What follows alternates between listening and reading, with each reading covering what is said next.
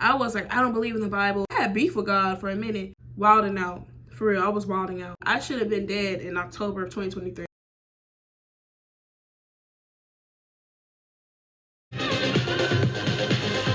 Hi! And we're live with ldae. Yes. Welcome back to my channel, and welcome if you're new. As you can see by the title, today we're doing something a little different, but also new because I don't have any videos up.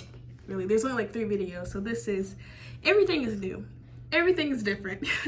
Today I wanted to do a story time / my testimony. Yes. And a lot of the views are probably going to be from, how do you say, clickbait. And it really isn't clickbait. I just have to tell the story so you understand where I'm coming from. You know, I love the Lord. I love Jesus. I love the Lord. I love the Lord. I love the Lord today because he cared for me. Right. It just took me a minute to get to this point in life, okay? Listen and we don't judge. Yeah. So I'm gonna have my notes with me on my handy dandy iPad. Just because this is a long story that dates back to 2019 probably. Why I left church. Right. All right. So basically, back in the day, let's say around 2010 or 2011, my family and I moved from Cleveland, Ohio to a small town called Butler, Alabama, right? If you know, you know. If you don't, then you don't. But you know, it's a really small rural town in the Black Belt, okay? I don't really want to say the name of the church just because it's still a controversial topic in my household. And it's a part of my story though, so I can't really not talk about it. But if you know where I went, you know where I went. If you don't, then you don't need to know, I guess. So we joined the church, I would say around 2011. First, I'm gonna go back. I need to back up a little bit. For reference, when we lived in Cleveland, when I was probably 3 up until me turning 12 or 13, I don't really know. We stayed there for a good while though, but from what I remember, we did not really go to church. We didn't, and unless we were like visiting in Mobile, or we had a church for a little while, but it was like a mega church, but then they like closed down and moved locations, and we didn't know nothing about it, which is insane to me because how did we not know that our church was like moving a whole mega church? But I think we just stopped going for a while before that anyway, and then like they were gone. So yeah, maybe they didn't pay their rent or something. After a while, fast forward, we weren't going to church, but we did move to Alabama because my dad had to move for work, and this is just where we've been at ever since. Hold on guys, I got scared for a second. I got scared because I'm so scared to like talk about this. I feel like I'm gonna get judged and ridiculed, but if it don't work, then I'll just delete the video, okay? But anyway, so basically we ended up moving to Alabama, and we went to my dad's home church, or like where my grandma went to church at. It's a city near Butler, okay? In Lisbon, Alabama. I'll just say that. And from what I remember, everything was cool. You know, I used to sing in the choir all the time. We went to Sunday school at like 8 a.m. or something before church service. Church started at 11, and then after that we went to the second service if we had one, which was probably around 2 or 3. And we just stayed in church all day on Sunday most of the time. And so yeah, everything was cool for a long time. You know, I was in the choir. I led a few songs. I was even in the kids youth department, and it was a vibe for sure. But over time, like, stuff in the church just started going wrong. It was just really hard to connect with the church, and even like some of the members, sometimes I just felt really judged and not heard, and like I wasn't even there. That can be very hurtful, especially like coming into that age where, you know, you need community. If you're in a church and you want to be heard by your church, exactly, right? So stick with me. I'll go to my notes real quick. For a few years, there to be issues like financially with some of the higher ups in the church were being kind of weird, doing slick stuff, and it's just kind of been very corrupt. And I can say that because it's true. I was experiencing some things in the church that weren't right, and I knew that it wasn't right, and some of the stuff was just like, I can't even talk about it because it's just between me and God at this point. But also, like, I just felt like, you know, I don't want to be here at all. Like, I just felt like I did not want to be there. Nothing was right.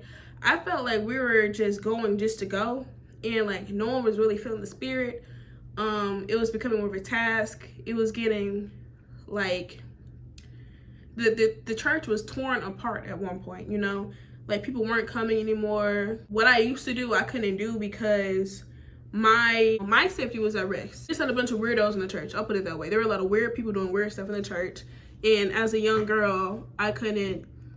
My safety was at risk, you know. Things just were changing, okay? People were changing. Stuff just wasn't the same. So I just felt really depressed in that church, you know. I felt really sad. I felt unmotivated. Like, I used to be excited to go to church. I used to like want to get up and, you know, want to do my hair and pick my dresses out the night before. And I used to want to go shopping with my grandma to get church clothes. But no, after a while, that just got like, I don't want to be here. Like, I don't deserve to go through this, you know? It just felt really not right. I might have been 16 at the time when things really started to turn up. I don't know how old I was. Like, the timeline gets kind of finicky just because it was all like PTSD at this point. To backtrack a little bit to how I got to the point where I wanted to stop going to church. Was the church corrupt? Yes. Did I ever experience the Holy Ghost in that church? No. I never got any real like spiritual food from who was preaching. Like, nothing really just sat with me, my spirit. Nothing really connected with me. Remember how I said that I was at the church since I was little and I was in a choir? I even got baptized there. No one really knew my name. Like, I don't know if they were like being serious or they being funny, but like they would always call me by my sister's name. Or they were like, oh, you're Odyssey's little sister. And I'd be like, yeah, my name is Journey. It just really like did something to me because, like I said, as a young girl growing up in a small town, you need community. You need to feel like you're loved, right? And I'm in a small family anyway, so my church family, you would think is my second family, but no, them folks didn't even know me. I understand this because, well, actually, I don't understand because that's not right. Because if I know y'all, I know everybody's name in that church, y'all, I don't know who I am. Anyway. But nonetheless, I feel like it was because I didn't. Actually, no, because like I said, I did everything in that church. I was an usher. I look just like my daddy. You know his name. You know everything about my daddy. So y'all, I don't know who I am. Nonetheless, moving on.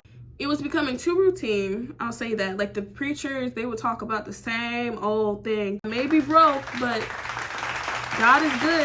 And yeah, that is true, but like, I want to know about the rapture. I want to know about, I don't know, like important stuff, you know, just say something different, please. You see what I'm saying? Like, I understand that a change is going to come, but in the meantime, like, how do I get over this heartbreak? Like, how do I know when a demon is attacking me? Like, how do I know how to pray? Can you teach me how to pray? Right? You know, stuff like that. It's just a few of that's just a quick rundown. And yeah. So when did I stop going? It's really hard to say, but I want to say it was somewhere during the pandemic is when the church I'm sure the church closed during the pandemic, but I can't really put where I just stopped going. Okay, I'll just say that we just stopped going to church for a little while because of the pandemic. And then when I went to school, I moved cities, right? So I moved up here to UAB. And I wasn't going to church at all. Like freshman year and then sophomore year, I wasn't going. And my whole life, like the trajectory of my life just changed when I came to UAB because I met some decent people, but then, you know, we're being introduced into partying. And I was in a relationship. I had a boyfriend when I came to UAB, so I really wasn't dating around campus or nothing like that because I was trying to be loyal to my boyfriend who ultimately cheated on me. That really messed my head up. And I feel like had I been at church, I probably wouldn't have taken that as bad. And I probably wouldn't have crashed out all through 2023. 2022 is where I was in a very, very, very bad mental space. And that's where it started. Yeah, I crashed out. And like, I got better over time just because I started going out more and I was meeting different people, whatever. And life wasn't as depressing.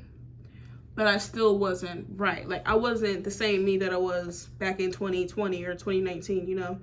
And I feel like I'm slowly getting back to that point, but all this to say is because I feel like trajectory of my life significantly declined because I was not connected to God, okay? Now, I won't say that I was wrong for leaving that church back home because, like I said, it was draining me. It was really like a chore to be there, and I'm pretty sure it's somewhere in the Bible that says don't do anything for show. And I think a lot of people there were doing it for show just to say that they went to church, but there was nothing being said or done that really represented, you know, the body of Christ, in my opinion. Fast forward again. So what happened was, there's always something that happened, but what had happened was I became friends with this girl, and I'm not going to get too much into it because I really could save more of that information for another story time, because that's a whole book in itself, what I went through. But we're just gonna name her T. Her name is not T, not even close. So T and I became really, really close. We were on the phone all day. I would see her every day, almost every day. We would like go walk her dog. We'd go parties. We would go shopping. We just like became like bestie boos, for real, for real. And like she was cool. She was cool, but stuff over time, like all through 2023, even the end of 2022, like just it was not going in my direction. I was so miserable by the end of our friendship. And my phone storage keeps getting full, so I'm sorry I keep stopping. But to backtrack where I was, I met T on campus through our work, because we worked together and we did everything together, okay? So keep that in mind. T was cool. But T told me it was just weird from the start though, because she told me that she did not believe in God. And it was because of such and such traumas, and her grandma was always pushing religion on her, but this and that happened to her in her childhood. And I was like, okay, no, I get it. I can't force something on nobody, because if there was a point where I didn't want nothing forced on me, you know, I was like, I don't believe in the Bible, and I didn't believe in God really. Like, I had beef with God for a minute. Just, y'all gonna judge me, but like, I'm being so for real, like, because the whole church thing, like, there is just so much going on that nobody knows, for real. And yeah, I was just mad. I was angry, and I was like, y'all keep talking about this God, but like, where is he in this church, you know? And why is my life like this, and why do I feel like this? You know, I'm getting sidetracked. T was cool, but she introduced me to a lot of bad stuff. And had I not met T, I feel like I might have been a different person, a better person in 2022 and 2023. But nonetheless, with the friendship, there's just a lot of jealousy and gaslighting going on, and I became really anxious and extremely depressed. So I missed out on a lot of opportunities, and I was just doing all kinds of crazy stuff, like wilding out. For real, I was wilding out, you know. But like I said, we listen and we don't judge. We listen and we don't judge, okay? Let's keep it that way, all right? We're doing this with an open mind, you know. I'm opening myself up to you so you won't make the same mistakes as me, okay? All right, so after I fell out with T, there was just a lot going on in my life. I was just in a bad spot financially, mentally, physically. I think I was at my highest weight just because I was just like so stressed and depressed. I was like 280, I think. When I went to the doctor, I was like 278. And I know my back is still a little big, but we working on it, okay? We working on it. It's, you know, if you see me back then, you'd be like, wow. Whew. Anyway. So yeah, one night I was just like about to end it. No funny stuff, like for real. Like, I'm not supposed to be here. And I think about that often. Like, I should have been dead in October of 2023. Okay. Now, what happened was I was crashing out real bad. Like, I went into like this really bad episode, and I just didn't think it was gonna get better. So in the thoughts, I was having a lot of just really dark, just horrible thoughts, just really bad. And something just told me like, hey, you know, before we do anything extreme, let's just pray. Fun fact, I hadn't prayed for years. I had not prayed for years. Like, that's just how out of touch I was. So I went from singing in the choir, going to Sunday school Bible study every day, to never praying again for like 6 years. So you just imagine like the state that I was in, okay? And I was ready to end it for real. So something told me to just pray. So I prayed and I cried so much. I cried until I passed out. Like, I was asleep and I don't remember anything that happened until the next morning. And I was just so at peace. You know, I was just so at peace. When I was talking to God, I was like, I'm a failure and I'm a disappointment. Everybody hates me and I failed you, God, and I don't even know you, this and that. And he told me, like, you have a promise. Like, it was just like the word promise just stuck with me. Promise, right? So the next morning I wake up and I'm looking at my phone and I'm getting these callbacks to jobs and internships that I was applying for a while ago. And I'm like, wow, okay. Because you know what, I was just so accustomed to failing, I guess at this point. It was so, anyway, God had came through the next day, right? The next morning. And I got like these internships lined up. I turned on YouTube. Oh, see, I was gonna leave out something really important. So somewhere along the story, I can't remember if it was like the next day or a couple days after, I get locked out of my phone. Like, my phone starts tripping out, right? And I get locked out of it. I'm locked out of my phone for 2 weeks. 2 weeks. I'm calling Apple. I'm texting Apple. I'm like, hey, my phone is like saying that it's locked. I can't get my screen to work. And you know, like, you can put in your passwords like 3 or 4 times and it goes like, okay, you're locked out for like 10 minutes, 15 minutes. That John said 2 weeks. I never in my life been so mad, bro. I wasn't even mad. I was just like, what am I supposed to do? I can't do nothing on my phone except make calls, and what else could I do? It was something like I could make calls and like access the internet, but I couldn't log into my app store. That's what. Okay, so what happened was I reset my phone. I like factory reset it so it was wiped clean. I couldn't transfer my data over or anything, so I didn't have any phone numbers or my messages, and I couldn't log into my my app store, like my Apple verification. I couldn't get into my account, and I had to wait 2 weeks before they could verify it because they thought that my phone was stolen or something like that. So I was in my room, and during this time, like, God was really talking to me heavy. Like, I was just seeing these words and like hearing these words that I didn't even know until I looked them up. Like, one was inebriated, and it was just like on my mind all day until I like sat, I wrote it down, and I started like looking at the Bible. And inebriated in the Bible meant like, it was like an addiction. So instantly my mind was like, oh, God's saying that you are addicted to your phone and that you need to be with him for 2 weeks. So I was like, oh, right. Sounds good. So that's exactly what happened. So I was just locked in. It was like a 2-week fast against my, not against my will, but like God was like, hey, you for real need to get your life right. So that's what I did. I just sat and I watched sermons. I was like studying my Bible. I was just praying. Like, that's all I could do. I cut off the dude I was talking to at the time. So like there was nothing but me, God, and then the gym.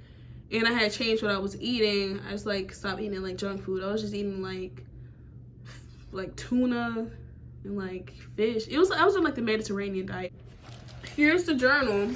I have a notebook of like during that period, because I was locked on my phone. So I started doing shadow work. I started journaling and just like writing down my prayers and whatever. And I would meditate every night after I did this. Oh yeah, here it is. These are 3 words that popped up in my head the most. It was promise, Bathsheba, and inebriated, right? So I didn't know about the story of Bathsheba, but I feel like God was telling me that I was Bathsheba in a way, because the story goes like King David cheats on his wife and sleeps with Bathsheba, who was the woman on the roof taking her bath, right? Now, I ain't never cheat on nobody, and I never cheat with nobody, okay? So in my mind, I was like, okay, God just made me clean, but he's warning me that I'm about to fall back into my filth, right? Which was true, completely true. Like, this went on Like, I was cool. I was like locked in with God for a long time. Well, I can't really say for a little while. And then something happened to where somebody in my past that I cut off came back, and I went back to my old ways, right? So I feel like this had postponed my spiritual walk for about up to now, for about a whole year. And I'm just not coming back to the point where I'm trying to get back to where I was. And that's, I'm being real with y'all. I'm being raw. I'm being for real. Like, I can't say that, oh no, I'm perfect and I do this and that. I do everything perfectly, because no, it's not true. I'm just a human. We're all human. And I'm sharing with you something honest and something real. I'm being vulnerable. You can judge me all you want to. But yeah, I fell off. I fell off with God. Okay, so real quick, because I'm running out of storage, I wanted to hit my key points into what I've learned through this experience. God was always with me all my life, even to where I wasn't even seeking him. God was still following me. And don't give up on God, because he's not going to give up on you. Keep seeking him, keep seeking his face. Now's not the time to fall short. I do think that it's important to find a good church, where you are appreciated, you are loved, or at least where you feel like you're getting something, where you can hear his voice. Because you need to be seeking his voice at all times. That's the only way that you're going to get back on the path. That's the only way that you're going to get where you need to be in life.